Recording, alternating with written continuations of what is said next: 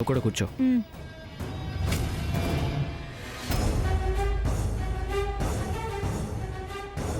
లేక అబ్రాడ్ నుంచి వచ్చారే. అక్క వీళ్ళు ఇక్కడి వాళ్లే, ఏ కంపెనీ వాళ్ళు అయ్యుంటారు.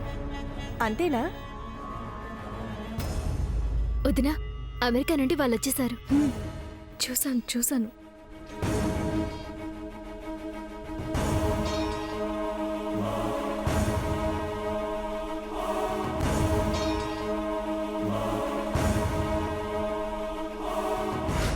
అందరికీ నమస్కారం.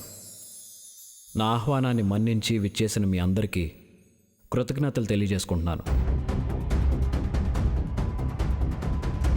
ఎవరైనా ఫంక్షన్కి పిలిచినప్పుడు వస్తే వచ్చిన వాళ్ళకి, పిలిచిన వాళ్ళకి ఆనందం. ఈ ఫంక్షన్లో ఆనందం కన్నా అద్భుతం మరొకటి ఉంది.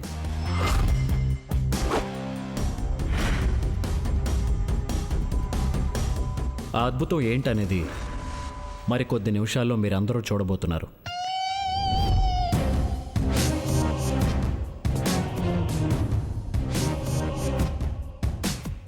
శ్రీమతి మంజులాదేవి గారిని వేదిక మీదకు ఆహ్వానిస్తున్నాను. వెళ్ళక్క.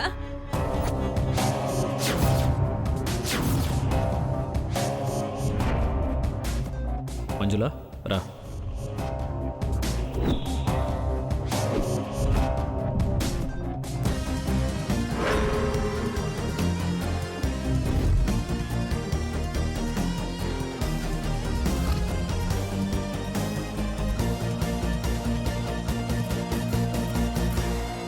నా మేనత్త కూతురు మంజులాదేవితో సరిగ్గా 10 సంవత్సరాల క్రితం ఇదే రోజు నా వివాహం జరిగింది.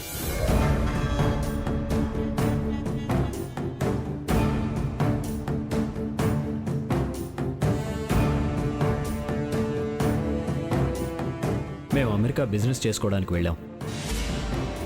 అక్కడొక దురదృష్టకరమైన సంఘటన నా జీవితంలో జరిగింది.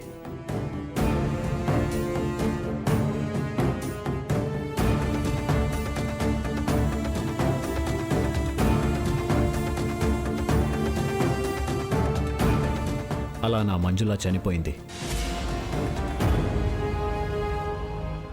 ఆ తర్వాత నాకు నచ్చి మెచ్చి ప్రేమించి ధరణి అనే అమ్మాయిని పెళ్లి చేసుకున్నాను.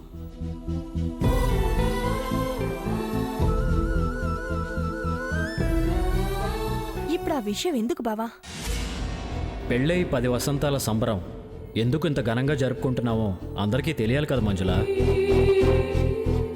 అయితే ధరణి నన్ను కాదంటుందేమో అన్న భయంతో నాకు వివాహం అయిన విషయం, మంజులాకి నాకు ఒక కూతురు అన్న విషయం ధరణి దగ్గర దాచి తప్పు చేశాను. ఈరోజు మీ అందరి సమక్షంలో దానికి ధరణికి సారీ చెప్తున్నాను.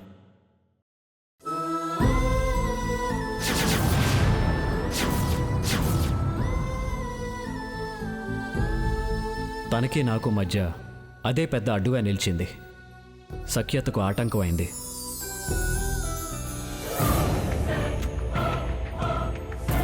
నచ్చి మెచ్చి ప్రేమించానని 3 ముక్కల్లోనే చెప్తావేంటి?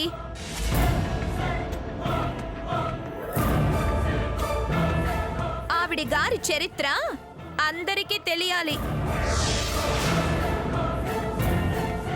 చెప్పు. ధరణీదేవి గారి ఘనకీర్తి అందరికీ తెలియాలి కదా బావా. వారి పుట్టు పూర్వోత్వాలన్నీ చెప్పు. చెప్పడానికి ఏముందని? అయ్యో, ఏమున్నా లేకపోయినా ఉన్నది చెప్పాలి కదా.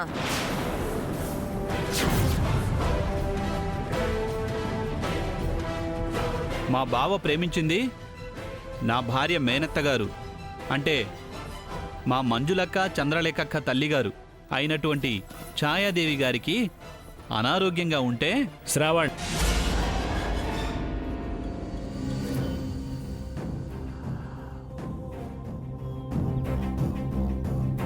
ఈ ధరణిని మా బావ కేర్ టేకర్గా, అంటే పని మనిషిగా. శ్రావణ్,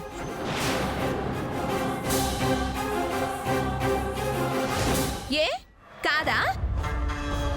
ఎందుకు అంత కోపానికొస్తున్నావ్? మా బావను మాయ చేసి ప్రేమలో పడేసి పెళ్ళానివయ్యావు, కానీ ముందు పని మనిషివేగా, నువ్వు మధ్యలో మాట్లాడు. అలా అయితే అతను పని మనిషే. నేను ఉద్యోగస్తుణ్ణి. అది ఇది ఒకటే. అక్క నువ్వు చెప్పు.